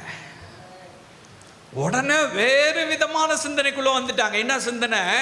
இவன் தேவ மனுஷனா இருப்பான், இவன் தேவ தூதனா இருப்பான், இவன் வேறு யாரோ அழியாவ, பாம்பு கட்சிய சாகலையவ, இவனுக்குள்ள வேற ஏதோ இருக்குது. எனக்கு அன்பானவர்களே, சர்ப்பம் என்பது பிசாசு, சத்ருவுக்கு அடையாளம். சர்ப்பங்களின் தேள்களை மிதிக்கவும் சத்துருவின் சகல வல்லமை மேற்கொள்ளும் அதிகாரத்தை உங்களுக்கு கொடுக்கிறேன்னு சொன்ன இயேசு, ஒன்று உங்களை சேதப்படுத்த மாட்டாது என்று சொன்ன இயேசு, பவுலை ஒன்றும் சேதப்படுத்த முடியல.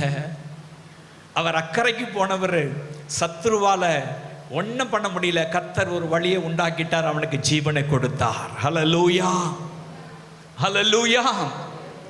எனக்கு அன்பான அன்பு சகோதரனே சகோதரியே, ஏதோ ஒரு கட்டுகள்ல, ஏதோ ஒரு பிரச்சனையில இன்னும் நீங்க வாழ்ந்துட்டு இருக்கீங்களா? இந்த பிசாசன் போராட்டம் என்னை விட்டு விலகவே இல்லை. இந்த பிசாசோடு நான் போராடி கொண்டே இருக்கிறேன் அப்படி சொல்லி உங்களுடைய வழியே வேற வழியே தெரியல. எவ்வளோ இடத்துக்கு ஜெபம் பண்ண போயிட்டேன், எங்கெங்கேயோ கூட்டங்களுக்கு போனேன், அவங்க சொல்றதெல்லாம் செஞ்சேன், இன்னும் எனக்கு என்ன வழின்னே தெரியல. அப்படி நினைக்கிறீங்களா? அப்படி யோசிக்கிறீங்களா? உங்களை பார்த்தா கர்த்தர் சொல்றாரு, என்னிடத்தில் ஒரு வழி உண்டே, அது யாருக்கும் தெரியாத வழி, பட்சிக்கும் தெரியாது, வல்லூருக்கும் தெரியாத ஒரு வழி. சத்ரு உன்னை தொட முடியாது. உனக்கு விரோதமாக எழும்புகிற எந்த ஆயுதமும் வாய்க்காதே போகும். சத்ரு உனக்கு விரோதமாய் போராடுறானா, வழியை அடைச்சிருக்கானா, உன்னை சாகடிக்கணும்னு நினைக்கிறானா, ஏன் வழியில நீ வா. அந்த வழி கர்த்தருடைய வழி, அது தப்பித்துக் கொள்ளும்படியான வழி. சத்துருவின் கைகளுக்கு தப்பித்துக் கொள்ளும்படியான வழியை கர்த்தர் அன்றைக்கு பவுலுக்கு காண்பித்தார். ஹல்லேலூயா. எனக்கு அன்பான அன்பு சகோதரனே சகோதரியே, இப்படி ஒருவேளை உங்களுடைய வாழ்க்கையில சத்துருவின் போராட்டத்தினால வழி தெரியாமல் இருக்கலாம். இயேசு ஊழியம் செய்தபோது கெதரேன் என்று சொல்லுகிற ஒரு நாட்டுக்கு போகிறார். அங்கு ஒரு மனுஷன் கதறி குப்படிட்டு புலம்பிக் கொண்டிருக்கிறான். எங்கன்னு கேட்டீங்கன்னாக்கா ஒரு கல்லறையில்,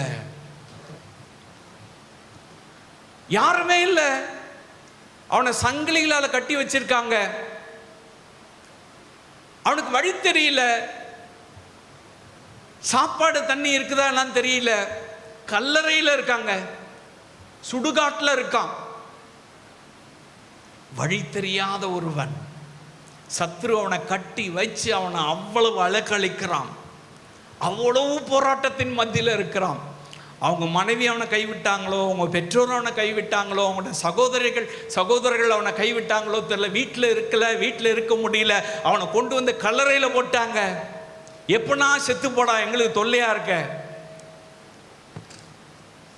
சத்ரு அவன் வழியெல்லாம் அடைச்சு வச்சு அவனை மிருகத்தனமா மாற்றி வச்சிருந்தான். கல்லை எடுத்து தன்னை குத்தி கொண்டான், கல்லை எடுத்து மற்றவங்களை அடிக்க ஆரம்பிச்சிருப்பான். பாருங்க, அவன் சங்கிலியை கூட அறுத்து போடக்கூடிய அளவுக்கு சத்துரு அவனை பயன்படுத்தினான். அநேக 1000 பிசாசுகள் அவனை பிடித்திருந்த லேகியோன் என்று சொல்லுகிற பிசாசு வழி தெரியாம இருக்கான்.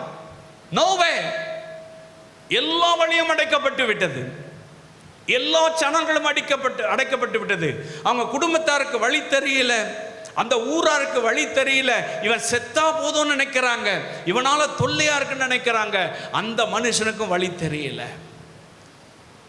அவனை தான் தேடி இயேசு போனார். கல்லறையில் இருக்கிறவனை தேடி போனார். என்கிட்ட வழி இருக்கு, என்கிட்ட வழி இருக்கு. அவனை கட்டி வைத்திருந்த அசுத்தாவைகளை பன்றி கூட்டத்துக்குள்ள அனுப்பினார். அவன் புத்தி தெளிந்து அமர்ந்து, இயேசுவே நான் உமோடு கூட ஊழியம் செய்ய நான் வரேன், நான் உமக்கு ஊழியம் செய்ய வரேன் அப்படின்னு சொல்றான். இயேசு சொன்னார், முதல்ல உங்க வீட்டுக்கு போ, உன் வீட்டில் போய் நீ சாட்சியாரு, உன் கிராமத்தில் போய் நீ சாட்சியாரு என்று சொல்லி அவனை நல்லபடியாக ஒரு வழியை காண்பித்து, அவனுக்கு ஒரு வாழ்க்கையை காண்பித்து, சத்ரு அடைக்கப்பட்டு வைத்திருந்த, சத்ருவால் கட்டப்பட்டிருந்த, பிசாசினால் கட்டப்பட்டிருந்தவனுக்கு ஒரு வழியை திறந்து கர்த்தர் அவனை விடுதலை செய்து அவனை ஆசீர்வதித்தார். என்னை கேட்டுக்கொண்டிருக்கிற அன்பு சகோதரனே, சகோதரியே, ஒருவேளை சத்ருவால் அடைக்கப்பட்ட வாசலாலே நீங்கள் தடுமாறி கொண்டிருக்கிறீங்களா? வழி தெரியாம, வழி கிடைக்காமல், ஒருவேளை எல்லாரும் கைவிடப்பட்ட நிலைமையில் இருக்கீங்களா? எல்லாரும் தூஷிக்கிற நிலைமையில் இருக்கீங்களா? எல்லாரும் உங்களை துக்கப்படுத்துகிற நிலைமையில் இருக்கீங்களா? ஒழிஞ்சா போதும்னு சொல்ற நிலைமையில் இருக்கீங்களா? உங்களை பார்த்தா கர்த்தர் சொல்றார், என்னிடத்தில் ஒரு வழி உண்டு. ஹல்லேலூயா. ஒரு வழி உண்டு, நான் தான் அந்த வழி, நான் தான் அந்த சத்ருவை தலையை நசுக்கினவர், நான் தான் சிலுவையில் ஜெயம் எடுத்தவர். ஏன் வழியில வா, நான் உன்னை விடுதலை செய்து சத்ருவை ஓட விட்டு உனக்கு ஒரு வழியை நான் காமிப்பேன். ஹல்லேலூயா. நம்ம ஊழியத்தின் மூலமா அநேகரை நான் சொல்ல முடியும். அநேக உபத்திரவத்தின் மத்தியில் இருந்தவங்க, அநேக கட்டுகளின் மத்தியில் இருந்தவங்க, பல வருடமாய் கட்டப்பட்டவர்கள், பல வருடமாய் இப்படிப்பட்ட சோதனையில் அகப்பட்டவர்களை இயேசு விடுதலை செய்திருக்கிறார். அவர்களுக்கு ஒரு வழியை காண்பித்திருக்கிறார். அன்பான சகோதரி குறித்து நான் சொல்ல முடியும். சிறு வயதில் இந்த பிள்ளை படிக்கிற நாட்களில் நான் அப்போ ஜெபம் பண்ணும்போது வர்றோம். இந்த பிள்ளை எப்படி தெரியுமா இருக்கும்? பாம்பை போல தரையில் நிழலும், சர்ப்பத்தை போல தரையில் நழுவும். அப்படிப்பட்ட கட்டு, அப்படிப்பட்ட ஒரு போராட்டம். பிரியமான அன்பு சகோதரனே, சகோதரி, அந்த பிள்ளைக்கு வழி தெரியல, குடும்பத்தார் ரட்சிக்கப்படலை. அவங்க புத்து புத்தா போயிட்டு இருந்தாங்க. புத்துக்கு போய் பாம்புகள் வைத்திருக்கிற புத்துகளுக்கு போய் பூஜை செய்யறதும் அந்த மாதிரியான காரியங்கள் எல்லாம் செஞ்சுட்டு இருந்தாங்க. அவங்களுக்கு தெரிஞ்சது அதுதான். பிரியமானவர்களே, கர்த்தர் அந்த பிள்ளையை ரட்சித்தார். கர்த்தர் அந்த பிள்ளையை நேசித்தார். அந்த பிள்ளையின் மீது கர்த்தர் அன்பு வைத்தார். பாருங்க, அந்த பிள்ளைக்கு ஒரு விடுதலை கொடுத்தார். அந்த கட்டுகளிலிருந்து அந்த ஒரு விடுதலை கொடுத்தார். நல்ல ஒரு குடும்பத்தை கொடுத்தார். இன்னைக்கு ஊழியக்காரியா கர்த்தர் மாற்றி இருக்கிறார். ஹல்லேலூயா. அதுதாங்க இயேசு தருகிற வழி. சத்ரு கட்ட நினைப்பான், சத்ரு போராட நினைப்பான், சத்ரு வழியை அடைத்து போடுவான். இயேசு ஒருவர் தான் நமக்காக வழியை ஆயத்தப்படுத்துகிறவர். ஹல்லேலூயா. சத்ருவின் கைக்கு தப்பித்துக் கொள்ளும்படியான வழி. சத்ருவின் கைகளிலே ஒருவேளை நீங்கள் அகப்பட்டவர்களாக இருக்கலாம். உங்களை பார்த்து தான் கர்த்தர் தம்முடைய வார்த்தை மூலமாய் பேசுகிறார். ஒரு வழி உண்டு, அது ரகசிய வழி, யாருக்கும் கண்டுகொள்ள முடியாத வழி. அந்த வழியில நான் உன்னை தப்பி வைத்து கொண்டு போவேன். ஹல்லேலூயா. மற்றவங்க நினைக்கிறதெல்லாம் வேற, மற்றவங்க சொல்றதெல்லாம் வேற. பவுலை பார்த்து அப்படிதான் சொன்னாங்க, இப்படியெல்லாம் பேசினாங்க. இல்லை எனக்கு அன்பானவர்களே, அவன் கர்த்தரையே நம்புகிறபடினால் ஆவியானவர் அவனுக்கு ஒரு வழியை காண்பிக்கிறார்.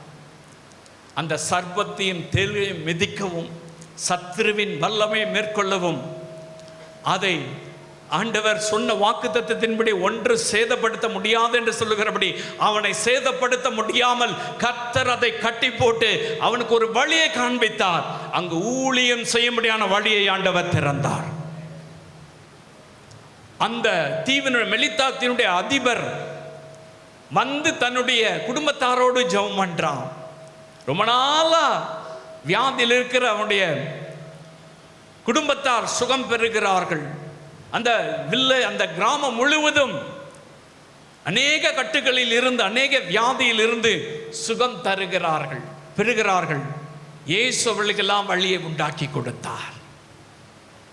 எனக்கு அன்பான அன்பு சகோதரனே, சகோதரியே, நீங்களும் ஒருவேளை ஏதோ பிசாசால போராட்டத்தின் மத்தியில் இருக்கீங்களா? ஏதோ சத்ரு உங்கள் வழியை அடைச்சி வச்சிருக்கானா? அவனுக்கு தப்பித்துக் கொள்ளும்படியான வழி இயேசுவிடத்தில் உண்டு. இயேசுவின் நாமத்தில் உண்டு. தேவனுடைய வார்த்தையில் உண்டு. அவர் தப்பித்துக் கொள்ளும்படியான வழியை தருவார். சத்ரு உங்களை ஒன்றும் சேதப்படுத்த முடியாது. அவர் வழியிலே நடந்தால், அவர் வழியிலே நீங்கள் சென்றால், உங்க மாம்சத்தின்படி நடந்தாக்கா இந்த வேத வசனம் ஒர்க் அவுட் ஆகாது. உங்க சிந்தனையின்படி நீங்கள் நடந்தாக்கா இந்த வேத வசனம் கிரியை செய்யாது.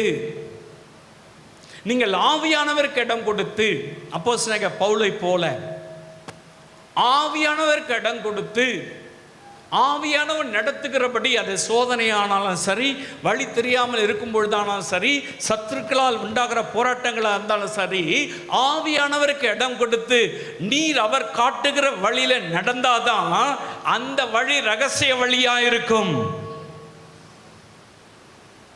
பரிசுத்தாவியான ஒரு இடத்தில் வரும் பொழுது அவன் தேவனிடத்தில் பேசாமல் கர்த்தரிடத்தில் ரகசியங்களை பேசுகிறான். ரகசிய வழி. தேவனிடத்தில் ரகசியங்களை பேசுகிறான். ரகசிய வழி இருக்குங்க. அந்த கோடுவேர்டு சத்துருக்கு தெரியாது. அந்த பாஸ்வேர்டு சத்துருக்கு தெரியாது. அவன் என்னதான் ஆக்ட் பண்ணலாம் நினைச்சாலும், என்னதான் அவனை மயக்கலாம் நினைச்சாலும், நீ இடம் கொடுத்தா தானே, ஓடிபி சொன்னா தானே. எனக்கு அன்பானவர்களே, நீ இடம் கொடுத்தினாதான் அவன் கிரியை செய்வான். நீ இடம் கொடுக்கலன்னு சொன்னாக்கா, ஆவியானவருக்கு இடம் கொடுத்து நடப்பீங்கன்னு சொன்னாக்கா, அவன் வழியை நீங்க ஈஸியா டாக்ஃபுல்லா டீல் பண்ணிட்டு போயிடலாம். ஹல்லேலூயா. பவுல் அப்படிதான் டீல் பண்ணாரு. அவருக்கு தெரியும், என்னை அழைத்த தேவன் என்னை அழைத்த அழைப்பில் என்னை நடத்தி செல்வார்னு அவருக்கு தெரியும். என்ன காற்று வீசினாலும் சரி, என்ன தடை வந்தாலும் சரி, என்ன சத்ருவின் போராட்டம் வந்தாலும் சரி, என்ன சூழ்நிலைகள் எனக்கு ஏற்பட்டாலும் சரி, என்னை அழைத்த தேவன் அவர் உண்மையுள்ளவர். நான் சாகிற வரை என்ன நடத்துவேன்னு சொல்றாரு. ஹல்லேலூயா. சொல்றாரு, யார கிறிஸ்துவின் அன்பை விட்டு என்னை பிரிக்க முடியாதுங்க. அது மரணமானாலும் சரி, கிறிஸ்துவின் அன்பை விட்டு பிரிப்பவன் யார் என்பதாக சொல்லுகிறார். ஏன்னா அவர் போற வழி தெரியும். இயேசு சிலுவையில் அடிக்கப்படுவதற்கு முன்பதாக, என்னுடையவர்கள் நான் இருக்கிற இடத்துல இருப்பார்கள், நான் போகும் வழியை அவர்கள் அறிந்திருக்கிறார்கள். யோவான் 14ஆம் அதிகாரத்தில் இங்க வாசித்து பார்க்கும் பொழுது அதுதான் இயேசுவின் வழி. ஹல்லேலூயா. நீங்க எந்த வழியில நடக்கிறீங்க? சோதனை வரும் பொழுது, போராட்டங்கள் வரும் பொழுது, அந்த மனுஷன் அங்கே போய் இந்த கயிறை கட்டிக்கினாக்கா சரியாயிடும், நீ அங்கே போயிட்டு வந்தாக்கா அது சரியாயிடும், இங்கே இந்த பொருத்தனை பண்ணி இதை கொடுத்துட்டினாக்கா சரியாக வந்துடும், இங்கே போய் மணியை நீ கட்டிட்டு வந்தாக்கா சரியாயிடும், சில தேங்காய் உருட்டினா சரியாயிடும், அல்லது தண்ணியை ஊற்றிக்கின்னு புரண்டா சரியாக வந்துடும், மண்ணில் சோறு சாப்பிட்டா சரியாக வந்துடும். அல்ல உன்னை சாட்டையால் நீ அடிச்சிங்கன்னா சரியாக வந்துடும். அல்லது ஊஞ்சலில் நீ தொங்கினாக்கா நல்ல கொக்கி மாட்டி முதுகில் ஊஞ்சலில் நீ தொங்கினாக்கா சரியாக வந்துடும். அல்லது நீ ஏதாச்சும் ஒரு தேரை கொக்கி மாட்டி இழுத்துட்டு போயிட்டா சரியாக வந்துடும். அல்ல உன் வாயில் இந்த சைடு இந்த அந்த சைடு கம்பியை குத்திங்கன்னா சரியாக வந்துடும். அது வழி அல்ல, அது நரகத்துக்கு போகிற வழி, அது பிசாசின் வழி, துக்கத்தை உண்டாக்குகிற வழி, வேதனை உண்டாக்குகிற வழி. நீங்க எந்த வழி நடக்கிறீங்க? ஐயோ இது என்ன கெட்ட நேரமா இருக்க, இந்த நேரத்தில் நம்ம இந்த வேலையை செஞ்சாக்கா நடக்காது. கிறிஸ்தவனே, தேவ பிள்ளை என்று சொல்லுகிறவர்களே, திருமணத்தில் இந்த மணி நேரத்திலேருந்து இந்த மணி நேரத்துக்குள், அது நான் குள், என் பையன் பத்திரிக்கலாம் அப்படி போடல, 4 மணினுமா 4 மணி தான் போட்டேன். அதுதான் நல்ல நேரமா, குட் டைம். இந்த மணி போடலாம், இந்த டைமுக்கு வாங்கன்னு சொல்லலாம். ஆனால் இந்த டைம்லேருந்து இந்த டைமுக்குள்ள எத்தனை கிறிஸ்தவ பத்திரிக்கை நான் பார்க்குறேன், நேரம் காலம் பார்த்து வழி சரியில்லைங்க, அதனால்தான் சோதனை, அதனால்தான் போராட்டம், அதனால்தான் துக்கம், அதனால்தான் திக்கு தெரியாமல் அலைஞ்சிட்டு இருக்கீங்க. உடைய காலங்கள் எல்லாம் அவருடைய கரத்தில் இருக்கு. நீங்க நேரம் பார்க்க கூடாது, அவருடைய கரத்தில் அடங்கிருங்க. அவர் ஏற்ற காலத்தில் உங்களை உயர்த்துவார். பாருங்க, சத்துருவின் வழியில் நடந்துக்குவாங்க, அவங்க காட்டுற பாதைகள்லாம் போயிடுவாங்க, இந்த காரியம் அந்த காரியம் செய்வாங்க, அவங்க சொன்னாங்க இவங்க சொன்னாங்க செய்வாங்க. கடைசியில் ஐயோ நான் ஜெபம் பண்ணுறேன், நான் வேதத்தை வாசிக்கிறேன், இந்த இடத்துக்கு வந்தேன், இங்கே ஜெபம் பண்ணுறதுக்கு நான் ரெகுலராக போகிறேன், ஆராதனைக்கு ரெகுலராக போகிறேன், காணிக்கை கொடுக்குறேன், ஒன்றும் செல்லுபடி ஆகாது. No use. உன் வழியை ஆராய்ச்சி பாருங்க, நீங்க எந்த வழியில் போறீங்க, எந்த வழியில் நடக்கிறீங்க. இயேசு அவர்தான் வழியா இருக்கிறார், அவரே வழியும் சத்தியம் ஜீவனுமா இருக்கிறார். உங்களுக்கு தெரியும் நீங்க எந்த காட்டுக்குள்ள போறீங்க, எந்த மலையில் ஏறிட்டு இருக்கீங்க, எந்த கடலுக்குள்ள ஜேர்னி பண்றீங்க, எந்த விமானத்தில் போறீங்க, உங்க வழி உங்களுக்கு தெரியும், எந்த வழியில் போறீங்கன்னு. அந்த வழியில் இயேசு இருக்காரா? அந்த வழியில் ஆவியானவர் இருக்காரா? அவர் காண்பிக்கிற வழியில் தான் நீங்க போறீங்களா? வேத வசனத்தின்படி தான் போறீங்களா?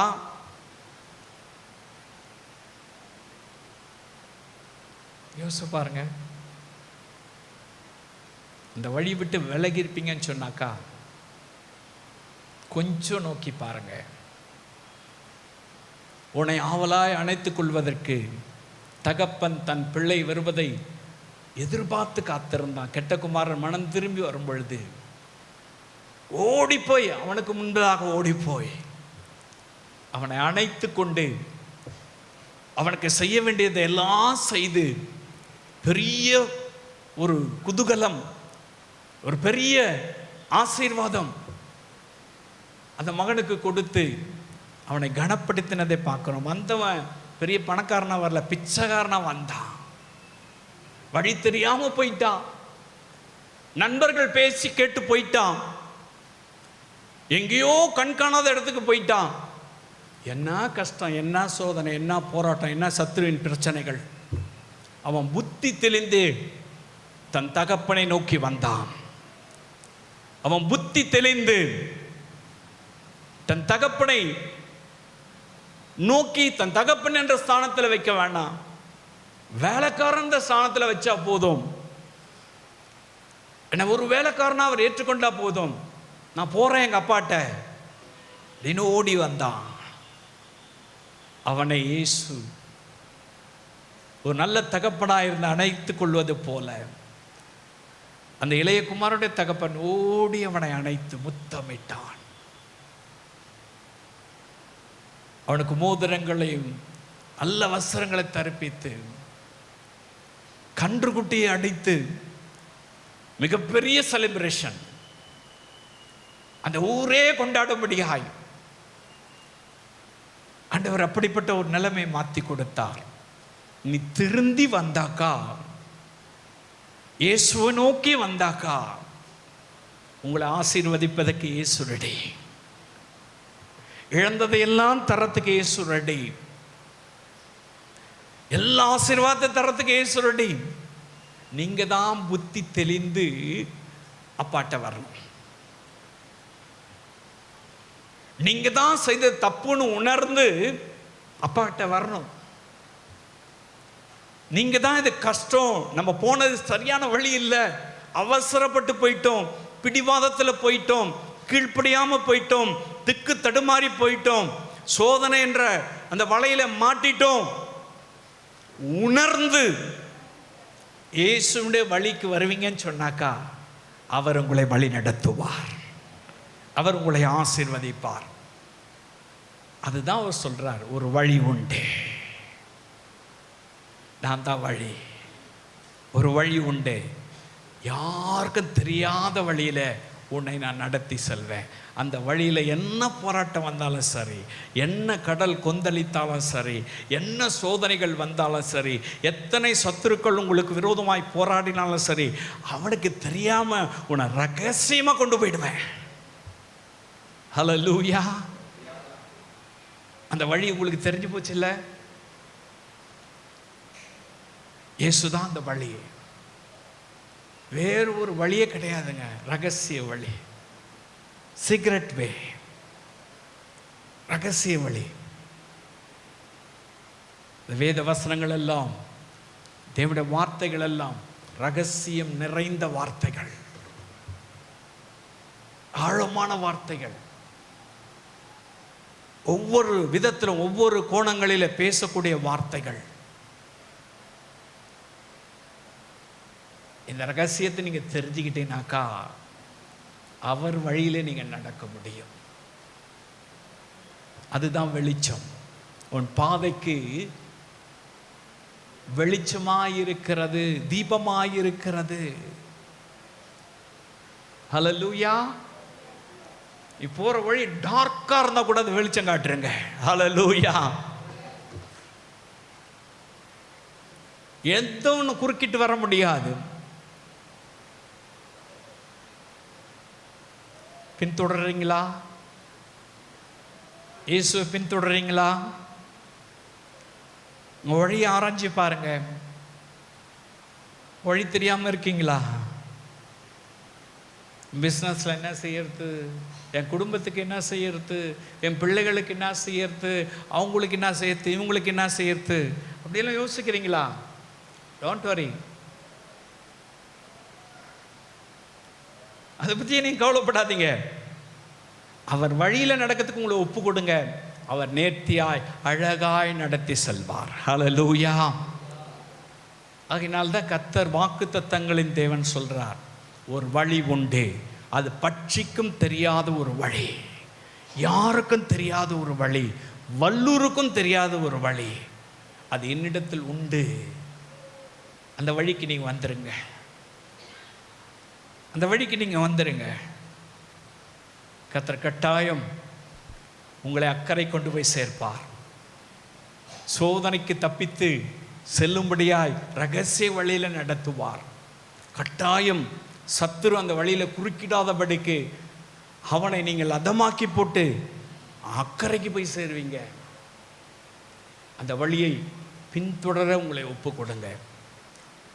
இயேசுவை பின்தொடர அந்த வழியில் நடக்க ஒப்பு கொடுங்க. அப்படியே ஒப்பு கொடுக்கலாமா? அப்படியெல்லாம் ஒப்பு கொடுக்கலாமா? ஆவியானவர் என்னை நடத்தணும், பரிசுத்த ஆவியானவர் என்னை நடத்தணும். நான் வெளியரங்கமா இல்லை, என்னை நடத்துகிறதை நான் பார்க்கணும், என்னை நடத்துகிறதை நான் பார்க்கணும். அப்படி சொல்லி நீங்கள் ஆண்டவர்கிட்ட கேட்பீங்களா? ஆண்டவரை நீங்கள் நடத்த என்னை ஒப்பு கொடுக்குறேன். நான் என் யோசனைப்படியெல்லாம் நடந்து ஃபெயிலியர் ஆயிடுச்சு, என் விருப்பப்படியெல்லாம் நடந்து நான் தோல்வியை சந்திச்சிட்டேன், சோர்ந்து போயிருக்கேன், சோதனையின் மத்தியில் இருக்கிறேன், போராட்டத்தின் மத்தியில் இருக்கிறேன், கண்ணீரின் பாதையில் கடந்து போகிறேன், சத்ரு என்னை பின்னோக்கி இழுத்து செல்றான், வழி தெரியாமல் இருக்கேன்.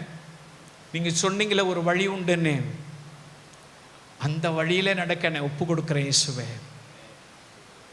அப்படி சொல்லி எல்லாம் சொல்லலாம். இந்த செய்தியை கேட்டுக்கொண்டு இருந்த அத்தனை பேரையும் தேவரீர் உம்முடைய வழியிலே நடத்துவீராக. உம்மிடத்தில் இருக்கிற அந்த ரகசிய வழியிலே உம்முடைய பிள்ளைகளை நடத்துங்க. எல்லா சோதனைக்கு தப்பித்து கொள்ள, வீசுகிற காற்றுக்கு தப்பித்து கொள்ள தகப்பனே, அவர்கள் அக்கறை போய் சேர, சத்துருக்களால் உண்டாகிற தடைகளை மாற்றி நீர் அக்கறை போய் சேர இவர்களை ஆசீர்வதிப்பீராக இயேசுவின் நாமத்தில்.